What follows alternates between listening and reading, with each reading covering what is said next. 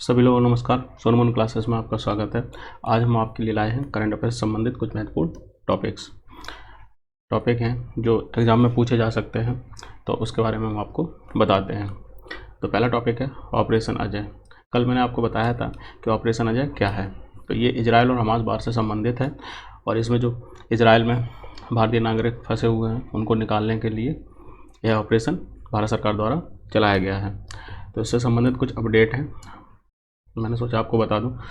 तो अपडेट ये है, ऑपरेशन अजय के तहत इस्राइल से 235 और भारतीयों का जत्था निकाला गया, मतलब 235 भारतीय और भारत आ गए हैं। यह सुबह शनिवार को दिल्ली पहुंचे हैं। ठीक है, ये लोग शनिवार को दिल्ली पहुंच गए सुबह। अब तक इस ऑपरेशन के तहत कुल 447 भारतीय भारत लौटे हैं। इस ऑपरेशन के तहत क्या है, हमारे देश के टोटल जो है 447, इससे पहले कुछ भारतीय और आए थे 200 के समथिंग, और टोटल मिला के अब 447 हो गए हैं। विदेश मंत्रालय के प्रवक्ता जो हैं वो अरिंदम बगीची हैं, याद रखें। पूछा जा सकता है कि वर्तमान में भारत के विदेश मंत्रालय के प्रवक्ता कौन है, तो आंसर होगा अरिंदम बगीची। एक अन्य उड़ान शनिवार को 197 भारतीयों को लेकर रवाना हुई है, जो रविवार को भारत पहुंचेगी। और भी भारतीय आ रहे हैं 197, जो रविवार को आ जाएंगे। अगला टॉपिक है, न्यूजीलैंड के अगले पीएम कौन है, बनने जा रहे हैं। नई खबर आई है। ये क्या है, उस देश के पूर्व कारोबारी हैं, मतलब कि ये बिजनेसमैन हैं जो पीएम बनने जा रहे हैं। तो इनका नाम है क्रिस्टोफर लक्सन। इनके पीछे तस्वीर लगी हुई है। ठीक है, इन्होंने जीत हासिल की है। जो क्रिस्टोफर लक्सन है, इन्होंने जो चुनाव हुए हैं वहाँ पर उसमें जीत हासिल की है। यह न्यूजीलैंड देश के अगले प्रधानमंत्री बनने जा रहे हैं। इनकी पार्टी का नाम क्या है, नेशनल पार्टी को करीब 40% वोट मिले हैं। इन्हें कितने मिले हैं, 40% वोट मिले हैं। न्यूजीलैंड में अनुपातिक प्रतिनिधित्व वाली मतदान प्रणाली है। जैसे चुनाव की प्रणालियाँ होती हैं, भारत देश है, यहाँ की अलग चुनाव प्रणाली है। आपने देखा होगा कि चुनाव में जिस पार्टी के ज़्यादा कैंडिडेट जीतते हैं भारत में, तो उस पार्टी की सरकार बन जाती है, या सहयोगी दलों का साथ लेके इन्हें बहुमत साबित करना होता है। अगर बहुमत साबित कर लेते हैं कि इतने लोग हमारे पक्ष में हैं, तो उनकी सरकार बनती है। जबकि न्यूजीलैंड में ऐसा नहीं होता, वहाँ पर जो है आनुपातिक प्रतिनिधित्व वाली मतदान प्रणाली है। अब जब इसका नाम आया है तो मैंने सोचा आपको बता ही दें, आखिर ये आनुपातिक प्रतिनिधित्व प्रणाली है क्या। इसमें क्या होता है वहाँ न्यूजीलैंड में, या न्यूजीलैंड जैसे और भी देश हैं जो इस प्रणाली को अपनाते हैं, तो बताते हैं आपको आनुपातिक प्रतिनिधित्व प्रणाली में क्या है। जो न्यूजीलैंड है, यहाँ पर आनुपातिक प्रतिनिधित्व प्रणाली के तहत चुनाव होते हैं, जिससे लिस्ट सिस्टम भी कहते हैं या सूची सिस्टम भी कहते हैं। इसमें क्या होता है कि जितनी भी पार्टियां, वो सभी पार्टियां, पार्टी 1, पार्टी 2, पार्टी 3, पार्टी 4, जो भी पार्टियां हैं वो एक लिस्ट जारी करती हैं अपनी अपनी, और उस लिस्ट को उनके मेंबर्स रहते हैं। ठीक है ना।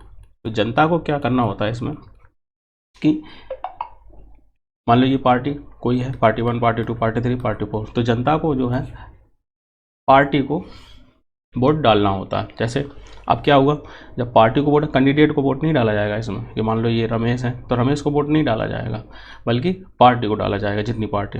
तो क्या है, मान लो पार्टी 1 को वोट मिले 40%, पार्टी 2 को वोट मिले 20%, पार्टी 3 को वोट मिले 35%, 5%, टोटल ये हो गया 100%।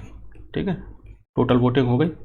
अब इसमें क्या देखा जाता है कि जैसे पार्टी, तो पार्टी वाइज अब पार्टी 40 को जो ये लिस्ट बनेगी मेंबर्स की 1, 2, 3, जो ये मेंबर्स की लिस्ट होगी, ये भी सीरियलिटी के आधार पर बनाई जाती है। ऐसा नहीं है, क्योंकि अगर 40% जीते, अब क्या है, अब 40% में कौन लोग रहेंगे इस पार्टी के, ये भी तो डिसाइड होगा। तब इन्होंने क्या किया, जो ये लिस्ट बनाती है कि अगर मान लो हमारे यहाँ 1% वोट हमको मिला और उसके मुताबिक हमें जो सीटें मिल रही हैं, जैसे इंडियन सिस्टम में 543 सीटें पूरे देश में, ठीक है, लोकसभा की। ठीक है, कितनी सीटें, 543 या हैं। अब इसका 40% जो भी होगा, इतनी हिस्सेदारी इन्हें इसमें जो संसद है या सीनेट है उसमें दे दी जाएगी।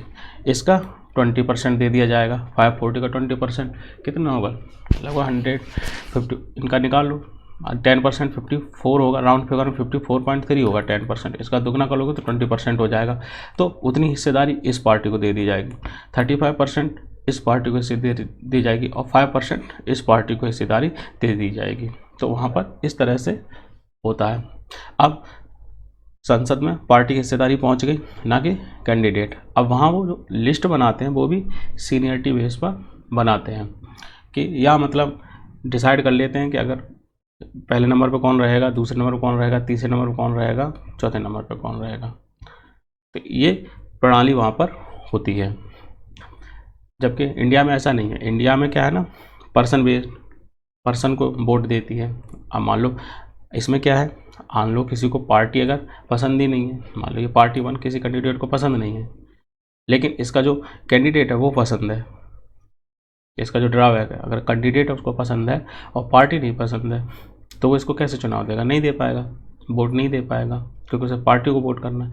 जबकि हिंदुस्तान में क्या है, हिंदुस्तान में क्या है, अगर आपको कैंडिडेट पसंद है तो आप उस कैंडिडेट को वोट दीजिए, ना कि पार्टी को। ये अंतर है। ऐसे ऐसे प्रणालियाँ होती हैं जिनके माध्यम से चुनाव होते हैं अलग अलग देशों में। तो हर प्रणाली के कुछ कमियाँ होती हैं, कुछ अच्छाइयाँ होती हैं। इसकी अच्छाई क्या है कि सभी लोगों का ऐसा नहीं है, इसमें क्या है, सभी लोगों को प्रतिनिधित्व मिल जाता है। मतलब ये कहने का है कि मान लो किसी को अगर 2% भी किसी पार्टी को वोट मिला तो उसका भी 2% पे वो बंदा पहुंच जाएगा। जो 2% वोट जिस पार्टी को मिले तो उनका भी एक बंदा वहाँ पर रिप्रेजेंट करने के लिए पहुंच जाएगा। जबकि इसमें नहीं होता। इसमें क्या होता है, बहुमत साबित होता है हमारे देश की प्रणाली में और सरकार बनाई जाती है। उम्मीद है आपको ये समझ में आया होगा। अब बताते हैं आपको, नेक्स्ट टॉपिक है कवयित्री। एक कवयित्री हैं, अमेर की कवयित्री हैं, जिनका निधन हो गया है। तो इनका नाम था कवयित्री का लुईस गल्क। ये जो कवयित्री हैं इनका 80 वर्ष की उम्र में निधन हो गया है। ये अमेरिकन हैं, अमेरिकी नागरिक हैं, या मतलब अमेरिका में ही पली बड़ी हैं, वहीं के रहने वाले हैं। इन्हें वर्ष 2020 में साहित्य का नोबेल पुरस्कार मिला था।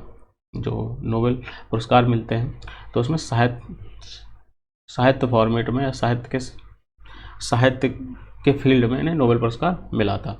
इनकी कविताएं बाल्यावस्था, पारिवारिक जीवन, माता पिता और भाई बहनों के साथ आपसी रिश्तों को दर्शाने वाली थी। जो उन्होंने कविताएं लिखी उनके ये टॉपिक रहते थे इनकी कविताओं के। ये हैं कवयित्री, आप देख लें, लुईस गल्क। इनका नाम है लुईस गल्क। भगवान की आत्मा को शांति दे। ओके, उम्मीद है आज का हमारा वीडियो आपको पसंद आया होगा। अगर आपको हमारा वीडियो पसंद आया तो वीडियो को लाइक करें, चैनल को सब्सक्राइब करें। Thanks all of you. जल्दी मिलते हैं नेक्स्ट वीडियो में।